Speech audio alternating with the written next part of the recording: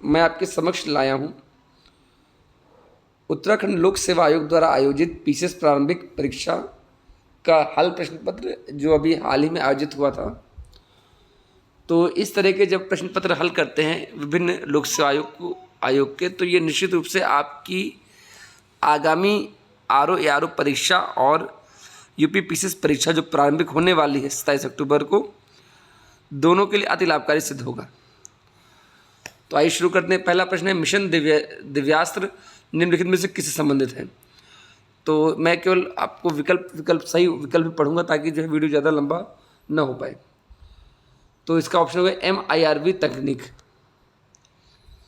अगला क्वेश्चन देखिए, सवाल है कि फरवरी 2024 में कौन सा बैंक समाचारों में था जिसने अपना प्रथम सतत ऑब्लिक स्थायी बॉन्ड इशू जारी करके $300 मिलियन जुटाए? तो इसका आंसर है HDFC बैंक। अगला प्रश्न देखते हैं। अगला प्रश्न है, उर्दू कवि गुलजार के अलावा 98वें ज्ञानपीठ पुरस्कार के अन्य प्राप्तकर्ता कौन हैं? तो आपको जानकारी के लिए मैं बता दूं, जो ज्ञानपीठ पुरस्कार है वो साहित्य के क्षेत्र में दिया जाने वाला अति महत्वपूर्ण पुरस्कार है, और जो 58th ज्ञानपीठ पुरस्कार है वो उर्दू कवि गुलजार के साथ ही साथ जगत गुरु राम भद्राचार्य जी को दिया गया था। अगला प्रश्न देखते हैं। अगला प्रश्न है कि भारत सरकार ने ओ स्मार्ट योजना को 2026 तक आगे बढ़ा दिया है, इसका उद्देश्य क्या है? तो ओ स्मार्ट जो योजना है वो बेसिकली महासागर यानी ओशियन विकास कार्यों से संबंधित है। तो इसका सही आंसर होगा ऑप्शन डी। अगला ऑप्शन देखते हैं। सवाल 5, ज्योति अत्रे से पहले माउंट एवरेस्ट पर चढ़ने वाली सबसे उम्रदराज भारतीय महिला का रिकॉर्ड किसके नाम था? तो ऑप्शन बी है संगीता बहल। आगे बढ़ते हैं। अगला क्वेश्चन है, किस शहर में 37वें राष्ट्रीय खेलों का उद्घाटन अक्टूबर 2023 में हुआ था? तो 37वें राष्ट्रीय खेल का उद्घाटन अक्टूबर में बाम्बोलिम गोवा में हुआ था। आगे हम बढ़ते हैं। अगला सवाल है, 19वें एशियन गेम्स हांगझाऊ 2023 में भारत में कुल कितने स्वर्ण पदक प्राप्त हुए? एशियन गेम्स काफ़ी महत्वपूर्ण है और चूँकि हाल ही में है तो इसके एग्ज़ाम में आने की संभावना काफ़ी ज़्यादा है। खासकर जो एशियन गेम्स होते हैं और जो राष्ट्रीय अंतर्राष्ट्रीय खेल घटनाक्रम हैं उनसे भी भारत के रैंकिंग को लेकर प्रश्न पत्र में सवाल पूछे जाते हैं। तो इसका आंसर है 28। अगला क्वेश्चन देखते हैं। फरवरी 2024 में यूनाइटेड किंगडम के किंग चार्ल्स III से मानद नाइटहुड प्राप्त करने वाले पहले भारतीय नागरिक कौन हैं? तो इसका आंसर है सुनील भारती मित्तल। आगे देखते हैं। अगला प्रश्न है कि निम्न में से कौन सी फिल्म 96वें अकेडमी अवार्ड में सर्वश्रेष्ठ एनिमेटेड फीचर फिल्म के खिताब की विजेता थी? तो आपके सामने 4 विकल्प हैं। जो सही विकल्प है वो है option A, the boy and the heroine. अगला प्रश्न देखते हैं। डेनियल काहनमैन, जिनका मार्च 2024 में निधन हुआ, को 2002 में नोबेल पुरस्कार किस विषय पर दिया गया? तो इसका जो सही आंसर है वो होगा अर्थशास्त्र। Option D is the right answer, economics. अगला सवाल देखते हैं। अगला सवाल है 11 नंबर, राष्ट्रीय युवा सांसद महोत्सव 2024 में प्रथम पुरस्कार किसने जीता? तो इसका सही आंसर है ऑप्शन बी, यतिन भास्कर दुग्गल। अब देख पा रहे हैं, यतिन भास्कर दुग्गल। अगला सवाल है, नेक्स्ट क्वेश्चन, प्रवासी भारतीय दिवस या NRI दिवस भारत में हर वर्ष किस तिथि को मनाया जाता है? तो ये 9 जनवरी को मनाया जाता है। जो प्रवासी भारतीय दिवस है वो लक्ष्मी मल सिंघवी के रिकमेंडेशन से जाना शुरू किया गया, और बेसिकली ये महात्मा गांधी के भारत आगमन की उपलक्ष्य में मनाया जाता है। और इसका मुख्य उद्देश्य है कि हम जो हमारे प्रवासी साथी जो विदेशों में हैं वो राष्ट्र हित में कुछ ना कुछ कार्य करें और राष्ट्र से जुड़े रहें। इस हेतु प्रवासी भारतीय दिवस हर वर्ष 9 जनवरी को मनाया जाता है। अगला प्रश्न है, मार्च 2024 में किसने सीमा सुरक्षा बल की पहली महिला निशानेबाज के रूप में इतिहास में नाम दर्ज करवाया? तो इसका आंसर ऑप्शन सी है, ऑप्शन सी, सुमन कुमारी। नेक्स्ट है, अंतर्राष्ट्रीय बौद्धिक संपदा सूचकांक 2024 में भारत का स्थान क्या है? तो ये रैंकिंग बहुत इंपॉर्टेंट है, 42। 42वां, याद रखिए। तो आप 24 का उल्टा कर दिए तो 42, इस तरीके से आप याद कर सकते हैं। बौद्धिक संपदा सूचकांक 2024 तो बुद्धि पलट गई, तो 42वां, इस तरीके से आप रिवर्स कर सकते हैं। सवाल 15 है, the Bay of Bengal initiative for multi sectoral technical and economic cooperation, BIMSTEC का स्थायी सचिवालय कहाँ है? तो बिम्स्टेक का जो सचिवालय है वो ढाका में है। निम्नलिखित में से किस पुस्तक ने अंतर्राष्ट्रीय बुकर पुरस्कार 2024 जीता? बुकर पुरस्कार काफ़ी इंपॉर्टेंट है, खासकर साहित्य के क्षेत्र में। तो इसका answer option B Carolus.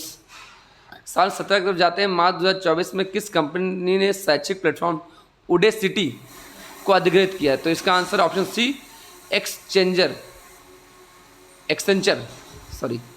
Option सवाल 18 की तरफ बढ़ते हैं। तिलू रौतेली राज्य पुरस्कार 2023 से सम्मानित निवेदिता कार्की का संबंध किस खेल से है?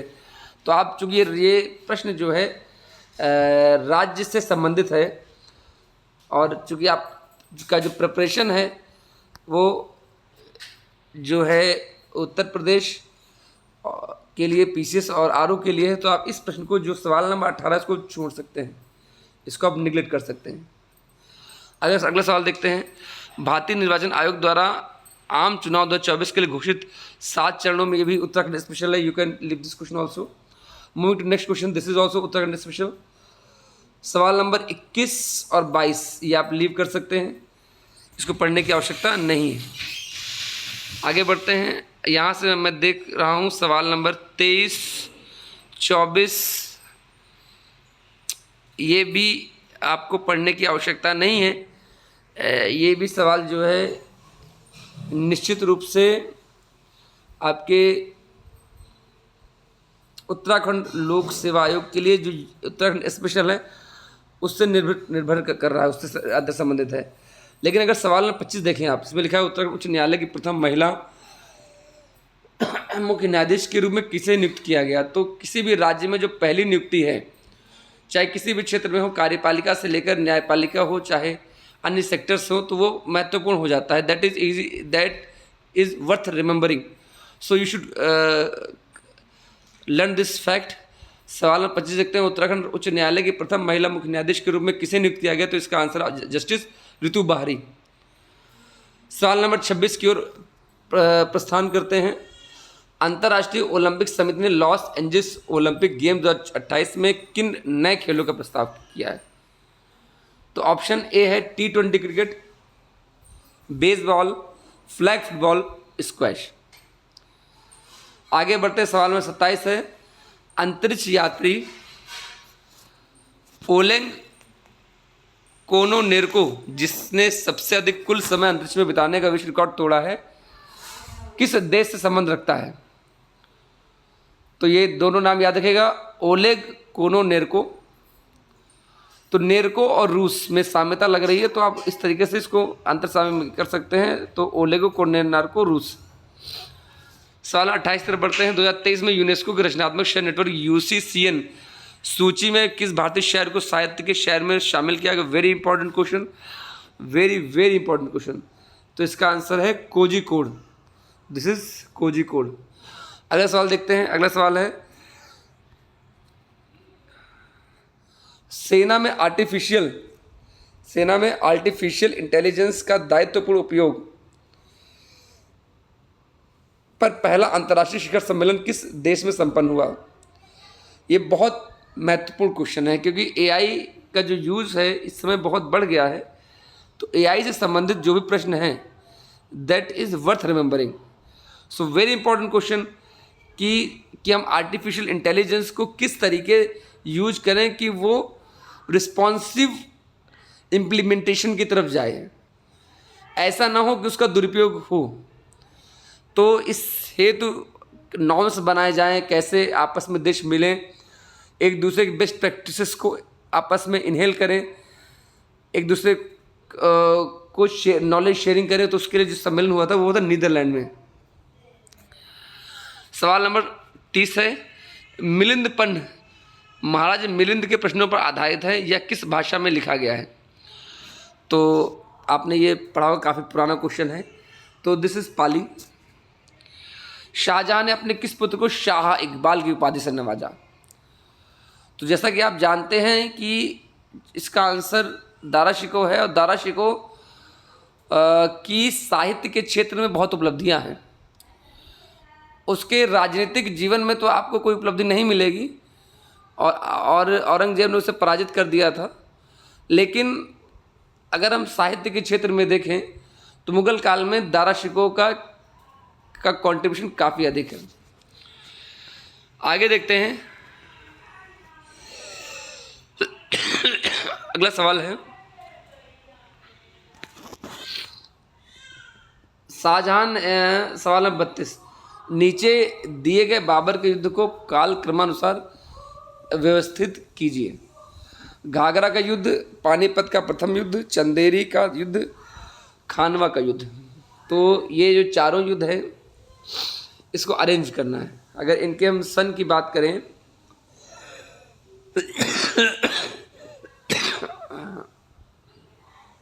तो जो सेकंड ऑप्शन है पानीपत का जो युद्ध है वो आपका 1526 में हुआ था ये। उसके बाद खानवा का युद्ध 1527 में हुआ था,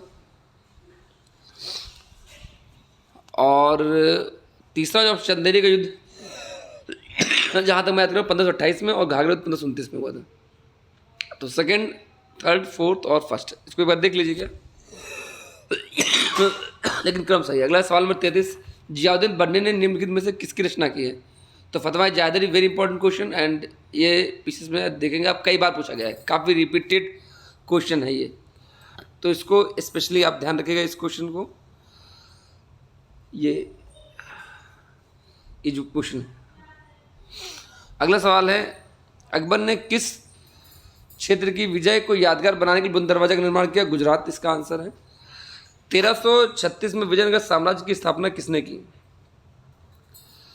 तो 1336 में विजयनगर साम्राज्य की स्थापना की थी हरिहर बुक्का ने। भारत में अंग्रेजी शिक्षा व्यवस्था का मैग्ना कार्टा, शिक्षा पर उच्च डिस्पैच 1854। अलीगढ़ आंदोलन का लक्ष्य क्या था? इसका जो उद्देश्य था कि जो पश्चिमी वैज्ञानिक शिक्षा है को भारत के मुस्लिमों के बीच प्रश्रय देना।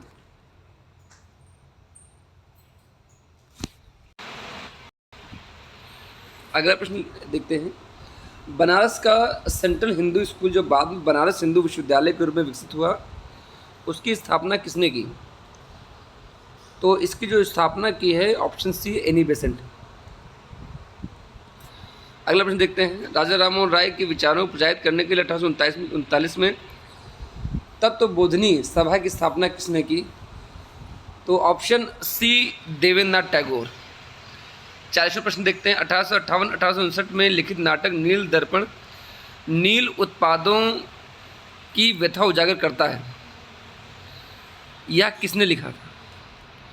तो ये लिखा था दीनबंधु मित्र ने। अगला प्रश्न, बंगाल का विभाजन 1905 में लॉर्ड कर्जन द्वारा किया गया, किस वर्ष यह विभाजन रद्द किया गया? तो 1911 में दिल्ली दरबार हुआ था, उसके द्वारा जो है जो 1905 का बंगाल विभाजन उसको रद्द किया गया था। किसने कहा था कि ब्राह्मण और श्रमण दार्शनिकों के दो प्रकार हैं? मेगस्थनीज ने अपनी पुस्तक इंडिका में जो है ऐसा कहा था। अगला प्रश्न है, सुदर्शन झील का निर्माण किसने किया? तो सुदर्शन झील का निर्माण जो है चंद्रगुप्त मौर्य ने किया। और बाद के आप देखेंगे कि जो ये झील है सुदर्शन झील, इसके रख रखाव के बारे में जो जिक्र है वो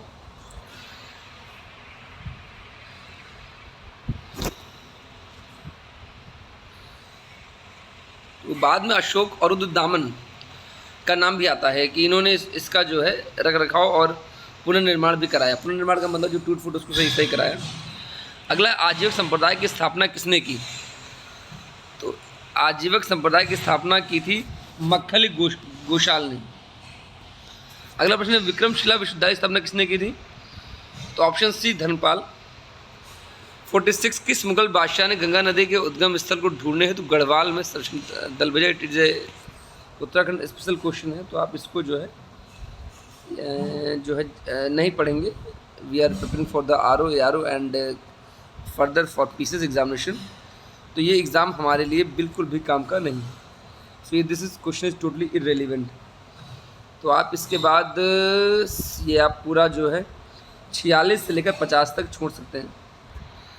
आगे देखते हैं। इसके बाद अगर आप देखें तो ये लगातार आप 51 से लेकर 56 तक, 51 से 56, तो 51 आप हटा दिए, 52, 53, 54, 55 और 56 में हटा दीजिए। इसके बाद सवाल नंबर 57 पे आते हैं। निम्नलिखित सागरों में किसकी लवणता सबसे अधिक है? तो यहाँ पर जो विकल्प आपके सामने है उसी में से आपको बेस्ट ऑप्शन का चयन करना है। लाल सागर, उत्तरी सागर, अरब सागर। तो इसका जो बेस्ट आंसर है इन चारों विकल्पों में दैट इज लाल सागर। खुदाई खिदमतगार, जिसे खुदा के बंदे भी कहते हैं, किसके द्वारा स्थापित किया? खान अब्दुल गफ्फार खान। खान अब्दुल गफ्फार खान पहले विदेशी भारत रत्न प्राप्तकर्ता की सूची में भी स्थान रखते हैं। इस एडिशनल जानकारी को भी आप समझ सकते हैं। निम्नलिखित में से किस देश में आज़ाद हिंद फौज का गठन हुआ? तो सिंगापुर। अगला सवाल देखते हैं। ये जो क्वेश्चन नंबर 60 है वो आप लीव कर सकते हैं। This question is relevant. 60 drop कर दीजिए आप। उसके बाद हम देखते हैं सवाल नंबर 62। एपिरोजेनिक बल परिणाम है। तो एपिरोजेनिक जो फोर्स है वो पृथ्वी के लंबवत हलचल का परिणाम है। अगला सवाल है, सहारा मौसम में उत्तर पूर्व से पश्चिम की ओर बहने वाले शुष्क पवनों को क्या कहा जाता है? तो इसको कहते हैं हर्मेटन। लटकती घाटी स्थलाकृति निम्न में से किस भू आकृतिक प्रक्रिया से संबंधित है? तो लटकती घाटी जो स्थलाकृति, इसका संबंध हिमानी से। भारत में उष्णकटिबंधीय शुष्क पर्णपाती वन के संदर्भ में निम्न कथनों पर विचार कीजिए। पहला कथन है, यह उन क्षेत्रों में पाए जाते हैं जहां वर्षा 25 से 75 सेंटीमीटर के मध्य है। तो गलत है निश्चित रूप से। अगला है, यह हिमालय के तलहटी से निकलने वाली अनियमित चौड़ी पट्टी है। तो ऑप्शन 2 इज करेक्ट। तो इसका आंसर हो जाएगा option B, will be correct. आगे देखते हैं। निम्नलिखित प्रायद्वीपीय नदियों में किस एक की प्रवाह लंबाई सबसे अधिक? तो अगर हम प्रायद्वीपीय नदियों में अगर देखें तो इसका आंसर है गोदावरी। गोदावरी को वृद्ध गंगा भी कहा जाता है।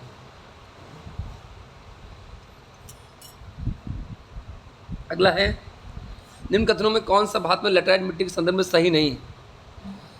तो ऑप्शन है इसमें चूना व नाइट्रोजन कमी होती है, सही विकल्प है। यह अच्छी निर्माण सामग्री प्रदान करती है, दिस इज ऑल्सो करेक्ट। ये भी सही है, ये भी सही है। यह निश्चल प्रक्रिया से प्रभावित होती है, बिल्कुल। ये नमी व पोषकवादी चिकनी मृदा कारक होती है, तो ये कथन गलत है। So this is wrong. अगला प्रश्न देखते हैं।